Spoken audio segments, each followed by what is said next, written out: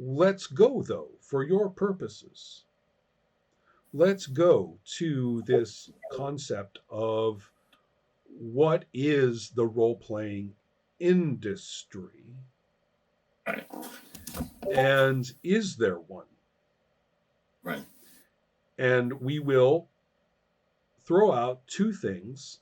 One is that it is a strategic product line from some behemoth that could, cut it off if it, dips if the metrics indicate Right. If it becomes tomorrow. too big, like, Right. yeah, you know. And their metrics are their metrics. I mean, they're very interested in stockholders, and they're very interested in um, vice presidents and stuff like that. That's where all their metrics are. And if the sales of the game, don't match that, that's the end of it. And their sales are very often two kinds of purchases: people who pick it up because their kids heard it was cool and simply must have it, Right. but or people who are embedded in that product line already, as they will buy the next thing.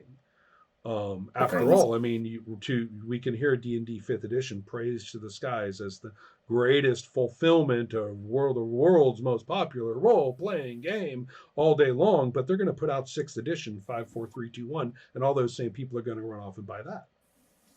Right. Exactly. Right. So we're going to leave that aside.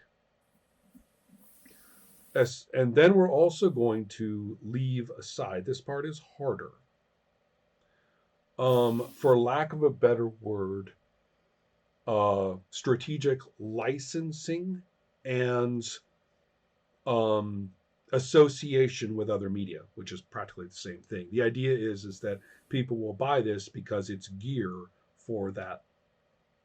It's the Firefly role playing game, for example. And Right. so you're going to, you were into Firefly, so it's kind of part of your continued identity as a Firefly fan to have this thing, much like a T-shirt. And all the more so if, like, I don't want to name specific actors because that would be mean. They haven't done any such thing. But take a very popular actor from Firefly who does a YouTube video about how awesome this is, and boom, right? Right. That's your gold ring as the person producing this game, is that confluence of media, so that your little suburb of it, enriches you. Right. So Right. that isn't to say that all licensed games are bad game design, but if they are good game design, it's because somebody was involved in the middle of all that who wanted it to be. So with that said, we also finally need to say, let's not talk about pure vapor publishing through crowdfunding, where a good line of bullshit and flash and identitarian subculture manipulation Right. um, basically let you keep raking it in. And really, when the day is done and this game is here, people find themselves a year later trying to enjoy playing Right. and insist that it's good. And then you sit down with them and play, and you're like, you are not playing what's in there. You have done you have paid that person to do game design, and fairly severe game design, in which case Right. you didn't need them for that. Right. So my take is that if you leave out those two or three, kind of things I just criticized, and we're talking about role playing as something that you're getting from someone you don't know, right, or a design, right, a usable text from someone you don't know, and you throw out everything I just said, what's left? That's a good question. What is left at that point? Now, Oh, play you is always there, though. That's the good news. right. The sea of play is non-stopping. It's been non-stopping the whole time. Right. Right. It's there. And against all expectations from the 80s, strangely enough, the hobby did not age out. And I don't know why not. Except Because that at the end of the right. Oh, go ahead. Go ahead. except that there is something fun to do actually that you don't do in any other way. It is a unique experience. It is its own medium of expression. And enough people get attracted into it, and with each age, every year, enough people get attracted into it that it is still widespread and wonderfully global. Right. And one thing that I really enjoy with what I'm doing is the international quality of Adept Play, where I can play with somebody in Malaysia, someone in Argentina, and someone in Finland at the same time together, which I really enjoy doing.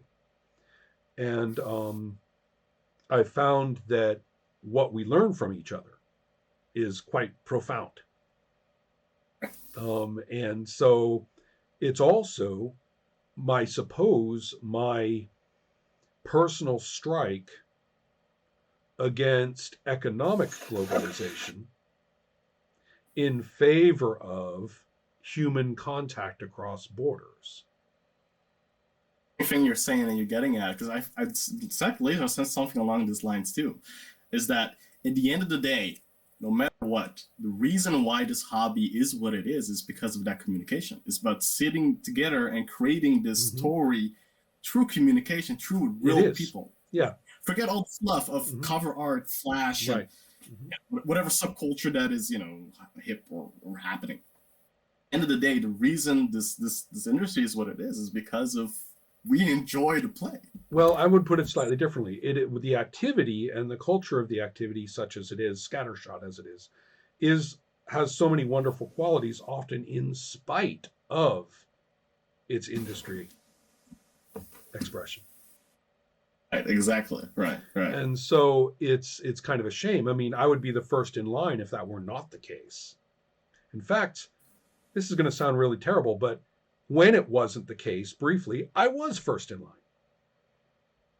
Yeah, you told. Yeah, so I'm fine with that, but to me it has not been a pleasant 10 years watching the reversal. And so I'm saying though that is, I agree with you. I mean, it is the case. That is the essence of what we're doing. The similarity to music, as opposed to, for example, filmmaking or novel writing or something like that, the similarity to music is quite striking in terms of game design as instrumentation or composition of instruments, both the composition of instruments and the nature of each specific instrument. Everybody is okay with the idea that there is something called music and that it has some sort of boundary with not music. Right. I'm not going to quibble about, any of the details of the boundary, but, I think we're all okay with that. But then we also note that music as an expression is can be participatory in ways with the other practitioners that requires hearing what they're doing. It requires engaging with what they're doing mutually. Even if they play very different instruments and this one is loud and plays the entire time and has a particular role in the interaction of all the others, and another one, basically the person wears it for a while, but when it's their go, they do something that nobody else can do. So I'm saying that something like a game master or not a game master is merely a form of instrumentation. And that, it's perfectly okay to have different distributions of those different kinds of inputs in different game experiences. Right. And that I think too that the notion of game design and or the instrumentation itself, and the fact that you might be doing something with it that isn't what the person who made it, expected, Right. or the idea that you are good enough, or for that matter, that's not even the right word, that you are into it enough, that your expression with it is not like anyone else's. Right. And even if that's not supposed to be profound, but if your ass being in that chair is makes things are different because it was someone else's, it was not someone else's. Even if we're just playing an ordinary, game with nothing, I'm not claiming it's profound. I'm not putting a capital A on the artistic. Right? We're just going to have little a. It still matters that it's this group of people playing and not that group of people playing. Right. In terms of what actually happens. And some instrumentation brings that out, demands that kind of individualized presence. Some instrumentation does not. But just as with music, even the most regimented performance of a scripted piece of orchestral music is distinctive by that orchestra that night. Right. So it is, to me, worth thinking about promoting the culture and appreciation of this very quality. There are many, many risks. There's the risk of falling into music criticism, right? Or you opine, and your marketing is now your opinions. That's what you're selling, right? Your delivery of your opinions, the way you say them is entertaining, and you become that worst of beings, the celebrity critic, all of whom should be digging ditches tomorrow in a better world. So so you have that, I think, effect to worry about. There's also, God, there's a bunch of other things that have occurred to me that might be kind of relevant to. Oh yes, we should start distinguishing between hobby as a subculture versus activity as a phenomenon. The role-playing activity, globally speaking. Right. The hobby, meaning a subculture. And the industry, meaning commerce, which happens to be embedded in that subculture. Right. And that subculture is a Venn diagram of many different industries. To what extent is the subculture merely an expression of consumerism toward those industries? And to what and I think fandom has gone that way a long time ago. Fandom fell into that quite a long time ago. If we look at music, how long does it take before jazz ceases effectively to be about the global production of jazz, mostly unconstructed? Nobody's codifying it all. And also available to do weird shit that a bunch of people say, but that's not real jazz. And you're like, it is now. Right? How long did it take for jazz to become a shaped, formed, standardized, and branded so that a particular form of music is no longer doable except by that one person who does that? Or that the different forms of it are now codified so that if you do that, it isn't jazz. Oh, and how do you do it? You have to go to these, you have to be part of this organization. You have to be producing through these particular distributors. I could go on. To actually be considered a musician, you have to be accepted into a hierarchy of professionalist designations. For jazz, if we start with, recognizing that Scott Joplin writing stuff down on paper is clearly not the first step. Clearly not the first step. So we'll back it up, right, to whatever the fuck everybody was doing so that one of these days, one of them wrote it down. Um, I mean, that could, who knows when, but certainly back into the 1800s, right? Clearly, right? Well before the 1910s, I think. And then how long? Maybe as long as 40 or 50 years. It took that long for jazz to hit that co-option. Wow. That's a long Right, time. right. Rock and A roll, very long time. 10 years. Oh, really? Don't you think?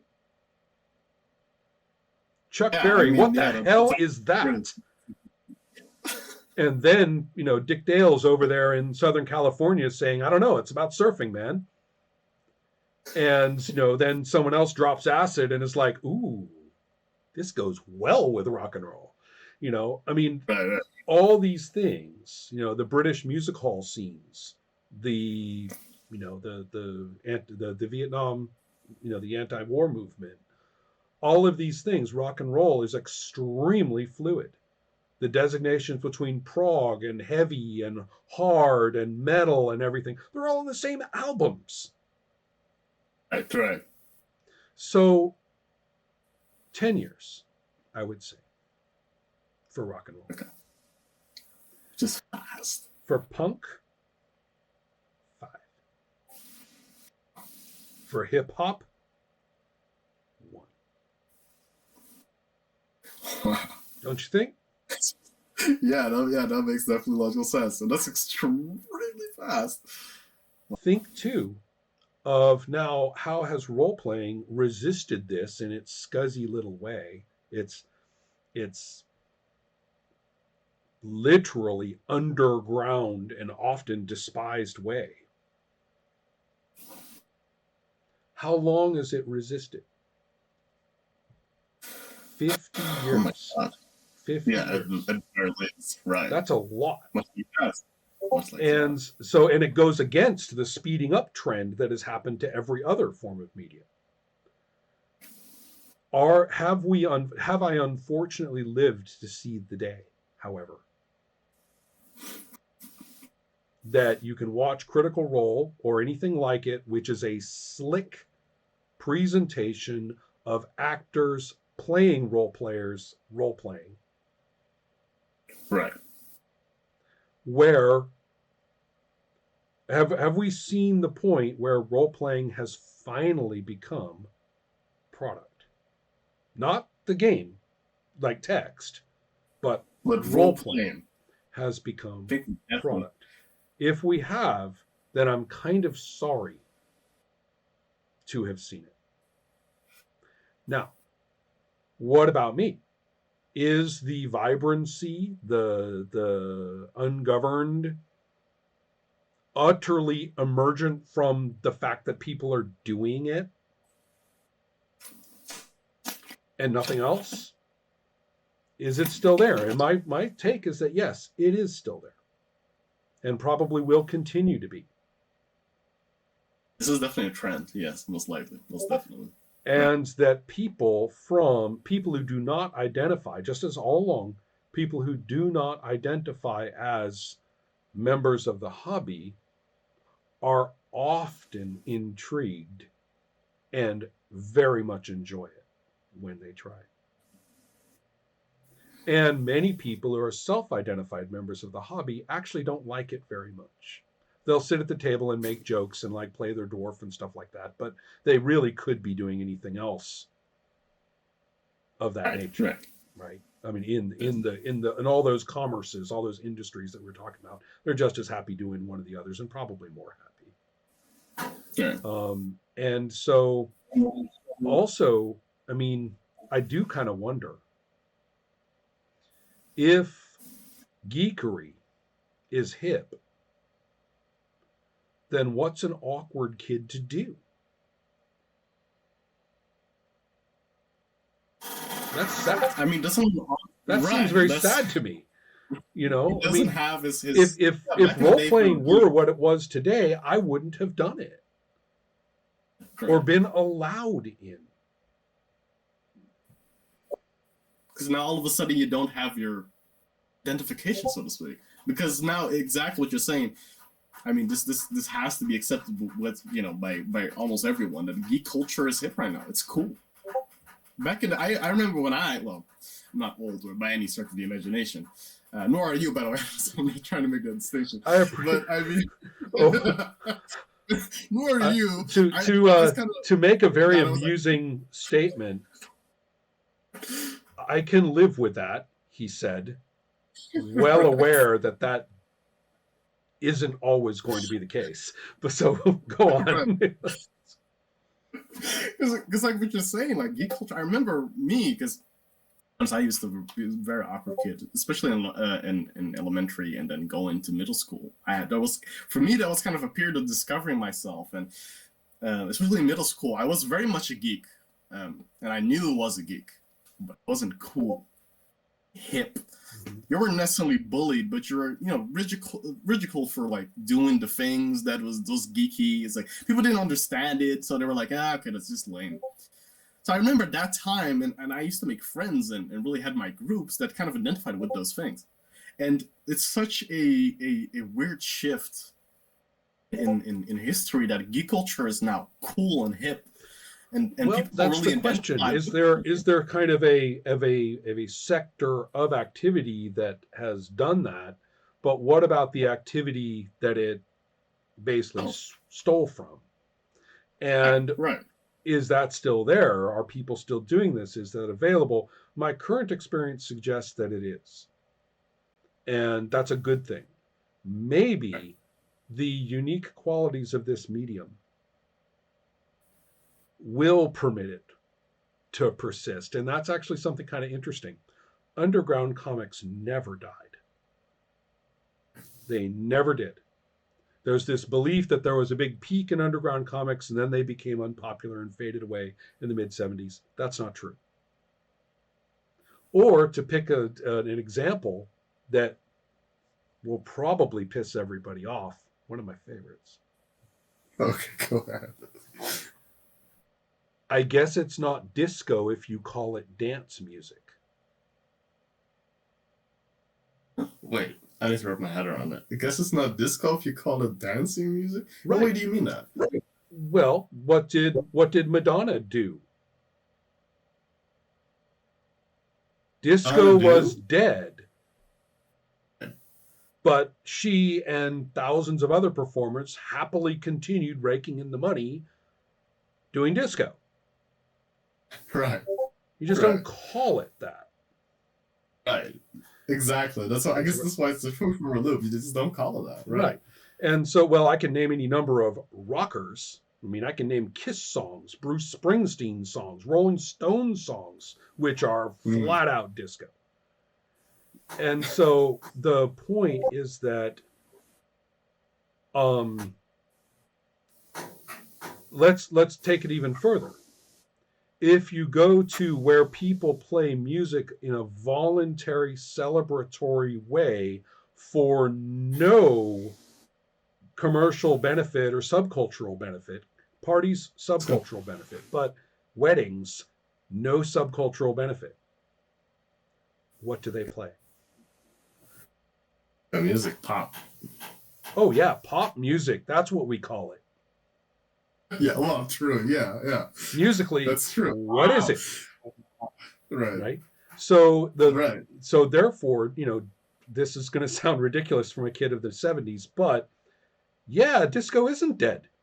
It's just either rebranded for purposes of sales or it's just continuously played unashamedly when nobody's looking. Right.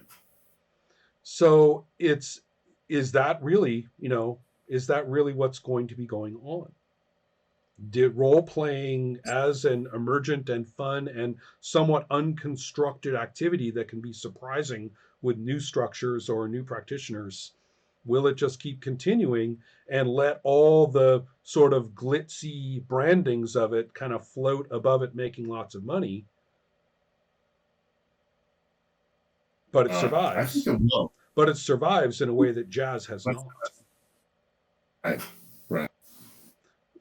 That's kind of what I'm aiming at. But it's also because it's a very special sort of medium, right? And I like the distinction you're making with music, because that really puts it into perspective. But the question, will it survive? Mm-hmm. I think because of the nature of the medium, Mm-hmm. it will, because it's something so integral to just human. You And know, right into you're human. You desire communication. you know what's really kind of weird?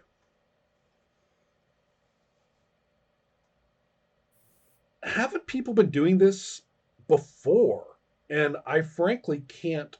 I'm not enough of the cultural scholar, and also the parameters for what qualifies are certainly fluid, right? We can't if we say, okay, have people been do we look into antiquity or any kind of historical situation and find role playing? The trouble is, of course, is that it's not going, if you don't have a name for it, it's not going to be understood and recorded or recognized as having been done, right? Right, right. And I'm not talking about some sort of mythical, wonderful storyteller around a campfire. That's still performance of this person to them. I'm Right, right. talking about the kind of bizarre participatory. We take the creative act that's so private in those other media. We take that creative act and we not only attenuate it, we do it collectively.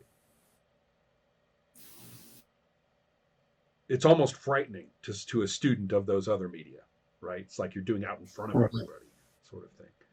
And so,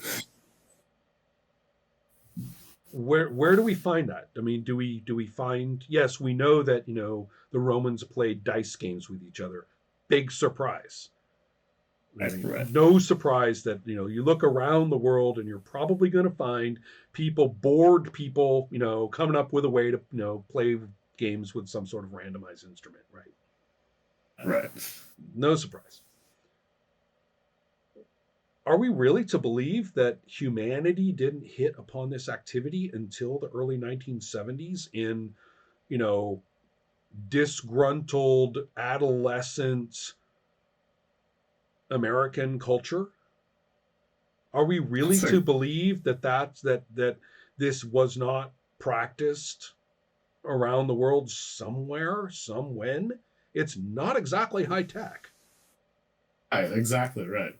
And It's oh, yeah, it's and pretty also, I basic. mean, the kind of stories that fed the imagination to do it, well, those are exactly the kind of stories we find worldwide for all the history of humanity. So it's not like the material was lacking, God knows, Right, everywhere. I mean, right. am I to think that during the remarkable and sadly poorly known or poorly taught history of the I hate calling it the Ivory Coast because that's a very colonial term, right?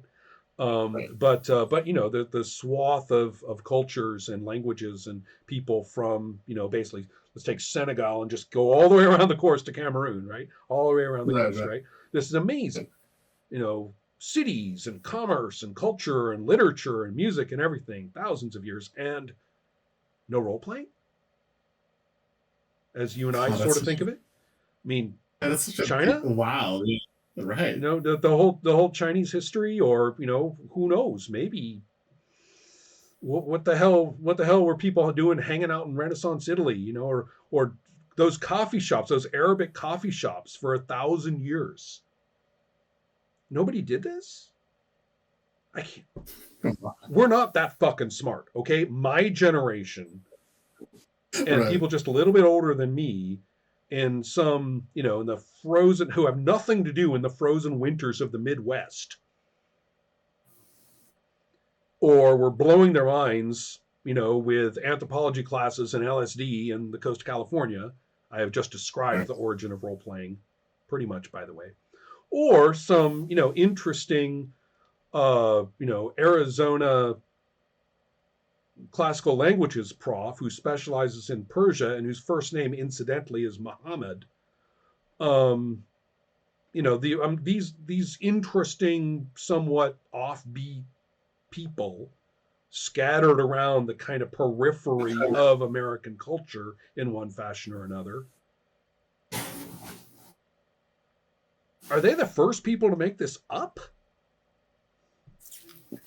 I mean, when you put it I like that, just I I cannot cannot buy it. It's a believe. low tech I mean, activity that people can do, right? oh, by the way, I have completely lost track of time. Oh my Yeah, god. I know. 2 hours. I've we're 2 hours. I thought we were like an hour in. We're like 2 hours apart. I haven't even really. Um. By the way, I want to say that so far this has been like mind expanding. This is amazing. I love talking about this shit and also like, well, mostly getting like this wisdom from you and like, kind of discussing about it. I do sadly enough do have to work pretty soon. I Right, completely forgot the time. right. So that's one thing. I wanted to ask if the possibility, again, you're probably super busy, but is there any way we could continue this conversation in the I future? would love Something to. like something That sounds fine to me. that And that is way that is you that can have some specific things that you can say, all right, given this broad strokes, mass, all right, now what about this, right? Or something like yeah, that. because Yeah. I feel like you've laid the groundwork for what is the industry for its origin to what it is now, and to what are some of the players, perhaps maybe even toxic qualities of the industry, and what is truly what is the base of the hobby that we do. A bunch of other things. I'm glad I recorded this because I'm gonna watch this back. Um, but I feel like you've laid the groundwork in such a way. I can definitely see you being a teacher. By the way, that makes perfect sense. Um, I enjoyed it a lot, yeah, that's for sure. Yeah. I can see that, and I can feel the passion. It's kind of keeping me just like Mm-hmm. excited. Yeah, I want to say first off, like, thank you so much for this opportunity. I want maybe we can reschedule. I hope soon, maybe somewhere in the Right, future, and see if we can. absolutely. I'm fulfilling a parenting and perhaps I lifelong understand. dream. I get to go up to the Arctic Circle, in a week or so and watch Northern Lights and stuff like that. So that's going to be kind of cool. That sounds So amazing. my time is getting kind of squished, but that's not a constant situation. As long as we Right. schedule it, I can do it. So, That's well, awesome. Okay, yeah, I wanna, yeah, I would love to keep in contact excellent, and see if we could reschedule. Obviously, I understand you're busy and you're going to amazing countries, which I would love to go to as well. And yeah, maybe we can do something in the future like this, and just excellent. maybe I can schedule more time for this. I mean, obviously, if you have the time for it, but because I could go on for like an hour or two. I But agree. if it I wasn't, agree. I'm looking forward to doing this some more. We'll talk more. but yeah, we'll keep in contact. Oh, well, I added you on Discord, so I guess Mm-hmm. and maybe through mail we'll just I'll probably email you soon or text you soon to see what we could set up. Excellent. Thanks a lot, Nune. I'll talk to you later on. Thank you so much. Okay, yeah, all right. See you. Take care. Thank you for everything, and we'll talk soon. All right, bye bye.